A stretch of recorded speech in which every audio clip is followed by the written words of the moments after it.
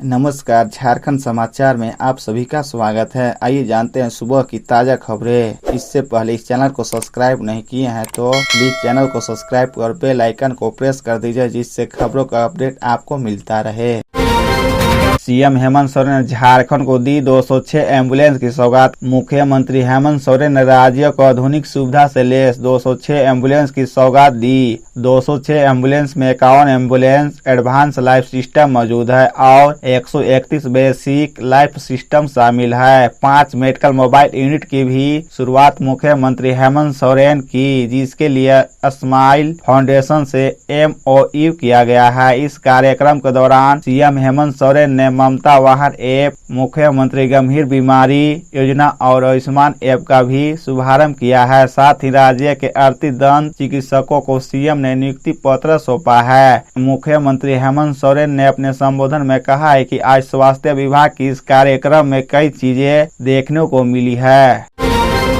रांची में आदिवासियों ने ईसी के खिलाफ दिया धरना, कहा इसके लागू हो जाने से हमारे अधिकारों का होगा हनन। रांची में आदिवासी अधिकार मंच के बैनर तले आदिवासी समाज और राजनीतिक कार्यकर्ताओं ने यूनिफॉर्म सिविल कोड के विरोध में राजभवन के समक्ष एक दिवसीय धरना दिया। इस धरना प्रदर्शन के माध्यम से आदिवासियों ने ईसीसी लागू हो जाने से आदिवासियों के सामने आने वाली परेशानियों पर चिंता व्यक्त की। धरना प्रदर्शन में पूर्व मंत्री गीता श्री उरांव भी मौजूद थी। बातचीत के दौरान उन्होंने कहा कि यूसीसी लागू करना भाजपा के चुनावी एजेंडे में है। जब भी चुनावी की बारी आती है यह मुद्दा गर्म हो जाता है। एक बार फिर से यूसीसी का मुद्दा पूरे देश में गर्म है। अगर केंद्र सरकार यूसीसी लागू करती है तो यह आदिवासियों के विशेष अधिकारों का हनन होगा।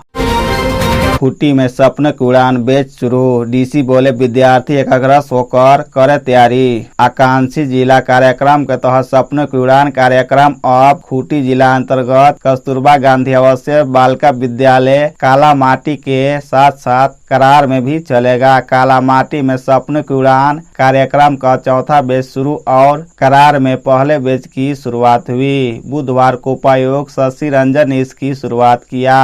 इस दौरान उन्होंने कहा कि छात्राएं हमेशा बेहतर शिक्षा की दिशा में अग्रसर रहे, एकाग्रस्त होकर तैयारी करें, अपनी क्षमता को बढ़ाए और रूटीन बनाकर सुचारू रूप से पढ़ाई करें। डीसी ने कहा कि जीवन के चुनौतियों को अवसर में बदले। सपनों की उड़ान अभियान का उद्देश्य सुदूरवर्ती गरीब आदिवासी छात्राओं का उज्जवल भविष्य सुनिश्चित करना है। इस दौरान उन्होंने कई टिप्स भी दिए। बताया कि जिले के सभी कस्तूरबा गांधी आवासीय बालिका विद्यालय में ऐसे बैच शुरू किए जाने का प्रयास किया जाएगा। जल्द ही तोरपा और मुरहू में भी बैच शुरू किया जाएगा। देवघर के जोशीडीह में आयरन फैक्ट्री की भट्टी में ब्लास्ट, मजदूर की मौत पर जमकर हुआ हंगामा। देवघर स्थित जोशीडीह थाना क्षेत्र के मनिकपुर इंडस्ट्रियल एरिया अंतर्गत लोहे गलने वाली factory MP mining and energy limited में बुधवार को भट्टी तेज आवाज के साथ फटने से एक मजदूर की मौत हो गई। वही एक अन्य मजदूर गंभीर रूप से घायल हो गया। बताया गया कि काम करने के दौरान ब्लास्ट होने से लोहे का लावा गिरने से जमुई जिला अंतर्गत झाझा थाना क्षेत्र के छापा गांव निवासी रामानंद पासवान की मौत हो गई। वही रांगा गांव निवासी संतोष यादव गंभीर रूप से घायल हो गया, जिसे इलाज के लिए सदर अस्पताल में भर्ती कराया, जहां डॉक्टरों ने बेहतर इलाज के लिए बोकारो रेफर कर दिया। संतोष की स्थिति नाजुक बनी हुई है।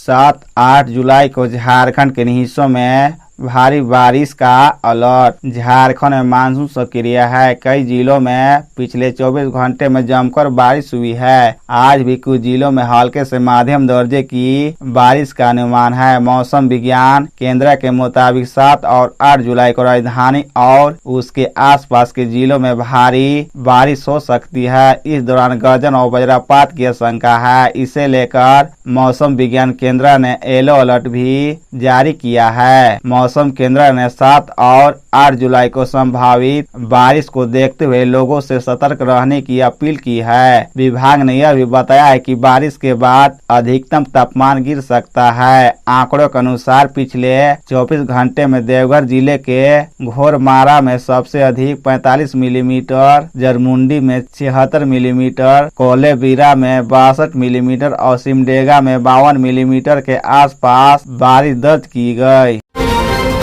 रांची में दिन दहाड़े गोली मारकर अकाउंटेंट की हत्या, इलाके में दहशत का माहौल। राजधानी रांची में दिन दहाड़े गोलियों की तड़तड़ाहट से सुखदेव नगर का इलाका थरा उठा। ताबड़तोड़ गोलीबारी में एक समय में रांची के चर्चित बिल्डर कमल भूषण के अकाउंटेंट संजय कुमार की हत्या कर दी गई। बताया जा रहा है कि बाइक सवार 2 अपराधियों ने काफी दूर तक संजय का पीछा किया और मौका पाते ही लगातार 5 गोलियां मारकर वहां से फरार हो गए। पूरी घटना सुखदेव नगर थाना क्षेत्र स्थित गैलेक्सिया मॉल के सामने स्थित काली मंदिर के पीछे के इलाके में घटी है। घटना की सूचना मिलते ही पुलिस घटना स्थल पर पहुंची और मामले की जांच में जुट गई। सिटी एसपी शुभांशु जैन भी मौके पर मौजूद थे। उन्होंने घटना की जानकारी देते हुए बताया कि घटना स्थल में 5 खोखे बरामद किए जा चुके हैं। साथ ही उन्होंने बताया कि वह कहीं काम करते थे, वहीं से वह वापस लौट रहे थे, तभी अपराधियों ने घटना को अंजाम दिया।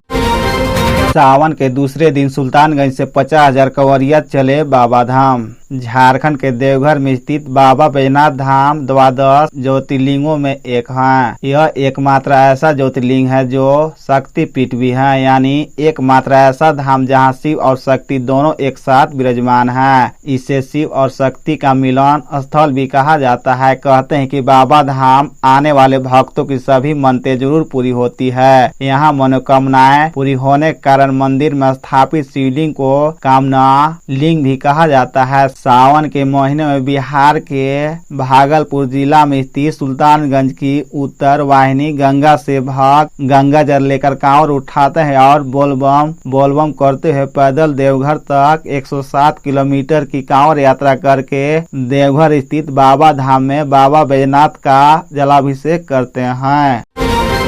सीएम रिलीफ फंड से खरसावा की बेटी को मिली मदद। विधायक दशरथ गगरई ने 1 लाख रुपए का सौंपा चेक। खरसावा प्रखंड की बेटापुर पंचायत के नारायण डी ग्राम निवासी नकुल महतो को मुख्यमंत्री राहत कोष से अपने बेटी देविका महतो के इलाज के लिए 1 लाख रुपए की सहायता राशि मिली। इस राशि से नकुल महतो अपने बेटी देविका का इलाज करा सकेंगे। खरसावा विधायक दशरथ गगरई ने बुधवार को नकुल महतो को 1 लाख का चेक सौंपा।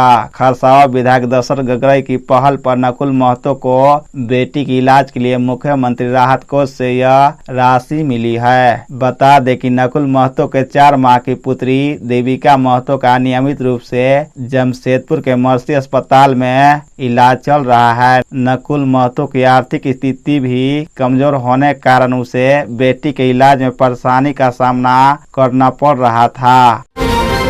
गिरिडीह में नकली शराब फैक्ट्री का खुलासा, लाखों का सामान जब्त। सरिया प्रखंड के केलाटांड गांव में गुप्त सूचना के आधार पर बुधवार को गिरिडीह एक्साइज टास्क फोर्स की टीम ने नकली अंग्रेजी शराब बनाने वाले फैक्ट्री में छापा मारा गया। यह कार्रवाई दोपहर 3 बजे से शाम 6 बजे तक चली। लगभग 3 घंटे तक चली इस छापेमारी में 700 पेटी एम्पियर ब्लू शराब, भारी मात्रा में कच्चा स्प्रिट, ड्राम में बनाया हुआ शराब, स्टिकर, खाली बोतलें व कई ब्रांड के रेपर आदि जब्त किया गया। सरिया एसडीएम कुंदन कुमार ने बताया कि इस फैक्ट्री को देखकर वे सब आश्चर्यचकित रह गए कि इतने बड़े पैमाने पर इस प्रकार के अवैध फैक्ट्री का संचालन किया जा रहा है। एसडीएम ने बताया कि जब्त नकली शराब का सरकारी कीमत लगभग 20 लाख रुपए बताई है। हालांकि जब्त नकली शराब व शराब तैयार करने का मूल्य 30 लाख रुपए से अधिक बताई जा रही है।